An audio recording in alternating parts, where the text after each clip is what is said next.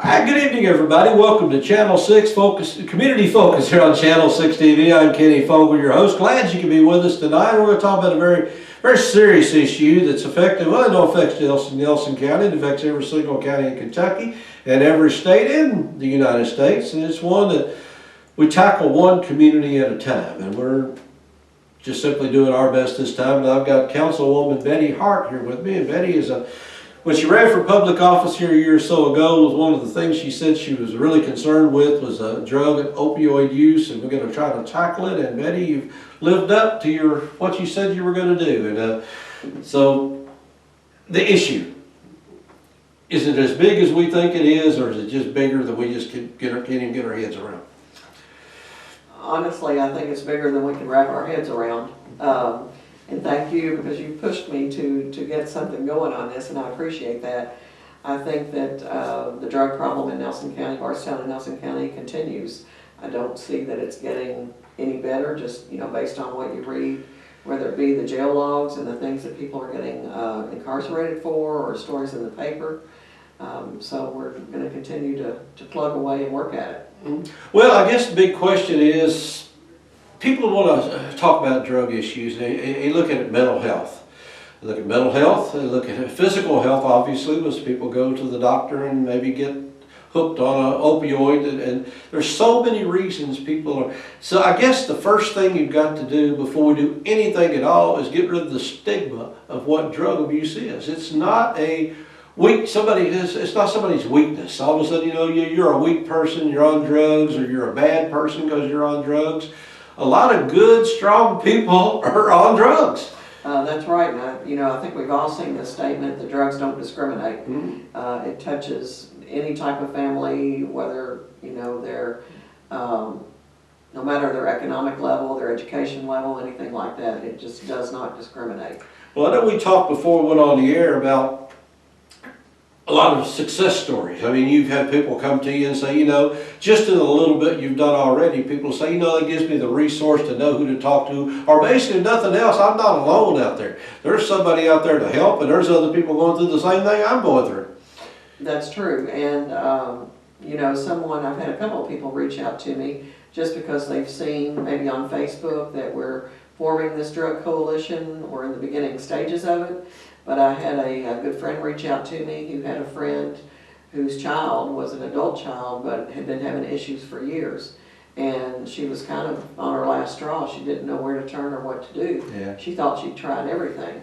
Well, I'm certainly not qualified to provide that help, but I could certainly put her in touch with a person that could. And so one of the representatives from United for Recovery, we sat down and met with this mother. And this representative was able to give the mother a lot of hope and avenues that the mother was not aware of, that she hadn't tried in the past, although she'd been fighting this for probably 20 years. Mm-hmm. So that's one of the things that I think our coalition will do. Will make people more aware and create a list of the different resources depending on what the issue is with the person. United for Recovery refers to it as substance abuse disorder as opposed to a drug addiction. And I've learned to understand that's a good way to address it, because it's not necessarily strictly addiction. I mean, it can be lots of other facets that play into that. Well, we can all understand that to a degree, because I know when I feel bad. The first thing I think is I'm going to go to the cabinet and get me something and feel a little better. But we've got some really good people on this drug coalition. That's a good thing about it. Is a lot of people think, well, why isn't anybody doing anything? We've got some really great people in the community. Well, the great people in the community are doing something. They just simply are getting as you said, overwhelmed earlier. But now these people are coming together and talking to each other. You got the sheriff, you got the county attorney, you got the doctors, you've got people that are professionals in this area that are really looking at this issue. And I don't know if it's case by case, but we're not going to solve the drug problem, but we may solve somebody else's individual. I don't know. I guess it's still so unclear as to what direction we're going to go in.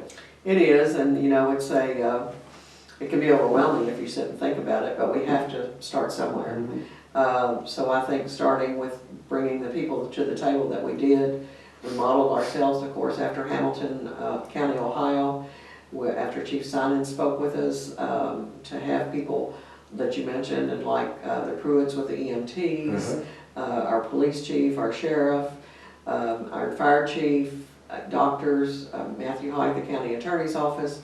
It's just to bring us all together to see how everybody's role plays into it and what we can do to work better together. Work smarter, not harder, I guess is the saying they always have. And there's so many resources out there that someone with a substance abuse or their family member can be overwhelmed or not know about all the different things that are available to them, and so that's part of our mission too. And I know something you said to me earlier, probably a month or so ago, stuck with me, because it was something we were talking about, money, and I think you said, money's not our issue right now. Money is not our issue. Right now it's brain power and coming up with a blueprint. Maybe down the road it might be money, but right now, information, I think, is extremely important. Like if I've got a child, or you've got a child, or somebody's got somebody they know that needs help, it's simply, where do you turn to? Who do you talk to? And I think this is going to do a lot of that. I think so too. Like you and I've talked, we want to get the organization formed. Probably our goal is to get a board of directors set up, and eventually, within the next 6 months to a year, hire a staff person. But obviously we won't leave them on their own. The board will continue to be very active, and to just see what we can do to unite the whole county in this issue. There are a lot of different groups out there that are doing wonderful things. Now, are they overlapping? Are there some that could be working on other projects? Are they duplicating people's efforts? That's what we want to find out. We need to identify that. The drug issue affects everything. It affects economics in the county, obviously, as people they're hurting, they're not able to come to work. It affects productivity, and it affects the school system. If kids are coming to school and they've been faced with this either upon themselves or their parents or somebody else, they're dealing with a lot to sit in a classroom for. And again, there's some crime rate.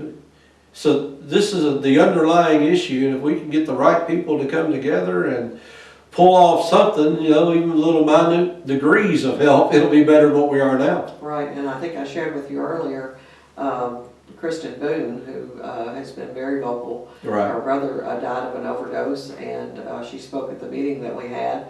She reached out to me a few weeks ago, and she has organized a group for teenagers. Correct. And they began meeting last week to start talking about this at their age, which I think is wonderful, and I applaud her for it. She's taking her grief and turning it into something to help others, that they don't experience the same thing that she and her mom and her family went through. Well, I think, like I said, getting it out in the open and making sure that stigma goes away and people understand that they're not alone is the first step. And then after that, we've got a big issue ahead of us. It's not a drug problem. I know they used to say, just say no. Well, we found out it's not just say no. It's a whole lot bigger than that. I was watching a TV show last night, The Good Doctor, and there was a patient on there who had broken her leg badly, and she needed to have surgery. And she didn't want to have the surgery, and she had not shared with her husband that she had been a drug addict 10 years prior to that. I realize this is TV, but it really hit home with me. When she talked to her doctors, she was very adamant that she did not want to be giving any narcotics at all, because she was afraid that would be the time that would send her back into her tailspin. So I could certainly identify with her feelings on that. Like I said, even though it was TV, it was certainly a very true story that I'm sure happens every day. Oh, I'm sure so. It's like you and my wife do. They all tease me about how I'm a bad sick person. And I am. If I get a headache, I think I'm dying. But, one of the first things we think of is there's a drug for that. And so it can start out very small, but it can catch up with you pretty quickly. Absolutely. So it's something that I think if we could look into and just get information out, but again, get the resources out there and find the right people and the right way to communicate to let people know that there's somewhere they can turn. And I think you working what you're doing right now, and what the city and everything else is making some good progress in that area. Thank you. And we're forge ahead. All right, well, I appreciate you sitting down with me right now. Betty Hart of the Bardstown City Council, we appreciate her sitting down. And appreciate several other people. So we mentioned some names earlier. We're probably going to have some more as time goes on. But this new drug coalition here in Nelson County is doing what every other county in the United States is probably trying to do, is find a solution to the drug epidemic that's hitting us, and we hopefully just do a little bit at a time. So hopefully we'll get back to you on a regular basis and update you and come up with better stories and progress reports and success stories and whatever else you want to call them. So Betty, thank you. Thank you. And thank you for tuning in. We'll stick around. A lot more to come here on Channel 6 TV. We'll be back right after this word from our sponsor.